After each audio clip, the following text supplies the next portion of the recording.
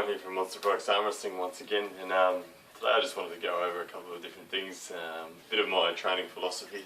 It's certainly an alternative training philosophy. A lot of people probably don't necessarily agree with what I do or the way that I train, but some people may.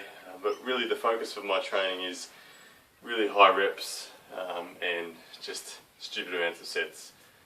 I really focus on three main movements, simply wrist rise, pronation, and then finally cupping. I really see it as that's the priority order as well.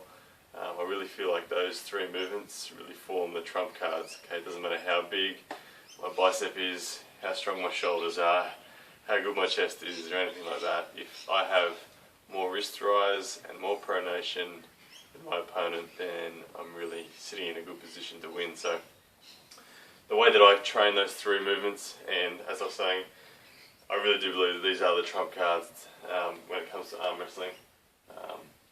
You'll see here I've just got a system rigged up to the roof of my, the ceiling of my garage through the manhole.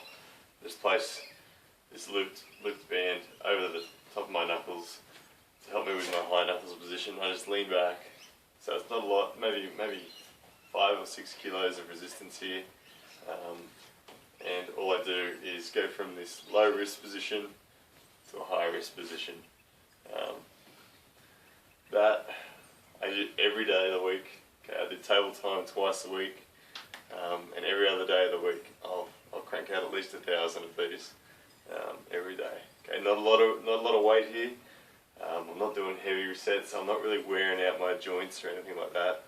I'm just going to sit here and do these till the cows come home. Okay, if the lactic acid starts to overwhelm me, all I do, stand up, reduce the angle. Now it's down to the sort of 3 kilos of force. Okay, 1 kilo of force. Really nothing going on here, but it's still getting that movement. And for me, just getting a neurological connection, making that movement as efficient as I possibly can, is really where I believe the strength is going to come from. Okay, so for me, strength is not size. I'm not looking for size in my arms. I'm just looking for efficient neurological connections with the right movements. Okay, so high knuckles position. If I've got more of that than my opponent, it's going to either force them to try to hook me, which will be out of their comfort zone if they're a top roller, or they're going to try to top roll me and they're just going to get bulldozed by my stronger wrist. Alrighty. The next trump card that I'd like to talk about is the pronation. Okay, for me, pronation I see as a trump card when I come up against someone who's a good enough hooker that they can force me, despite having a nice rigid wrist, they can force me into what is looking like a hook. Okay, so if I'm getting forced into a hook match, which is not where I want to be, I always want to be outside.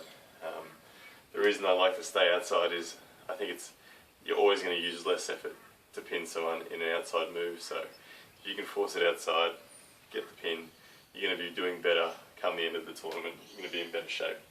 Right, but if I do get forced into a hook or something like that, somewhat, it's pronation that's going to help me survive, and it's going to help me get out of there. So pronation, straight over the thumb.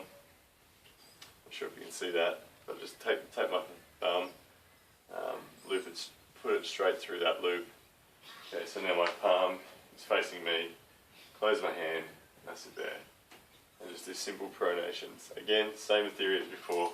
I like to do at least 1,000 reps of these a day. Really not a lot of force here. I'm not going to break a sweat, but I am getting a great amount of lactic acid in my bicep, in my forearm. And I guess I like to call it a bit of lactic acid threshold training. Alright, so that there, it's going to help me prevent my opponent from getting me into a hook, but also if he does get me into a hook and I'm deep inside, okay, it's pronation that is going to get me on top in that hook match. Okay, it's pronation that's going to allow me to be the person who's imparting that down force. If you're lifting up in a hook battle, you're probably in the losing half. Okay, so the more you're pressing down, the more you're winning. Pronation is the key to you being able to press down. Alright, and the last thing I do is simply my cupping. Okay, nice and easy. That's an easy. I have a thick grip just over the top of a band, and again, bring the table back to where it's under tension, and then I sit there and just simply do these 1,000 reps again. Okay, so cupping for me is probably the least most important out of the three movements that I really focus on. I really feel like that wrist rise, pronation are true trump cards to being able to control an arm wrestling match. Where cupping I see as obviously it's important. It's going to shorten your lever, which is going to make you last longer, allow you to impart more power. Okay, but it's not the focus of my style of arm wrestling, but I know it's essential, so I'm going to work anyway. So same thought process behind on my cupping as well. I like to grab at least 1,000 reps of these a day between my table time. So I guess to give summary to my philosophy on how I train for arm wrestling, and I'd love to hear your feedback on what you think about this. But basically, I do 2 heavy table time sessions a week, one Wednesday, one Saturday, where I train with my local Brisbane Heavy Hitters club, and every other day of the week I'm doing this. Okay, I don't do bench press, I don't do deadlifts, I don't do shoulder press, I don't do bicep curls, I don't do hammer curls. Everything you just saw there is everything I do now. I've seen some great progress since I've been doing this sort of training. For me, the pronation and the wrist rise is really going to the next level, and it's allowing me to beat people that are, to be honest, a lot heavier than I am. People that have got much more bicep power than me, I'm still able to beat them simply because I've got more wrist power. So remember, wrist is the trump. It's probably the biggest thing you want to work on. So I guess when people say that's ridiculous, let's say that that's overtraining or something like that, for me it doesn't feel like overtraining. I don't get sore from it. I've arm wrestled, or I've trained for arm wrestling in this fashion right from the outset. I owned a supplement store, had a table in the supplement store in the early days of myself arm wrestling, and I used to have a band that I'd tie up and I'd just arm wrestle against the band all day. So my elbows really are fine, they don't get sore anymore.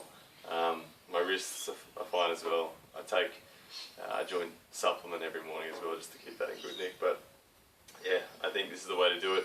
I think it's a great way of also not only getting stronger in those critical movements, but rehabbing as well. So anyway, I'd love to hear your opinion on my philosophy on training. I don't doubt that it seems a bit alternative, but it is working for me, and I'm climbing up the rankings in the Australian arm wrestling scene. So thanks for listening, and hope you got something out of it.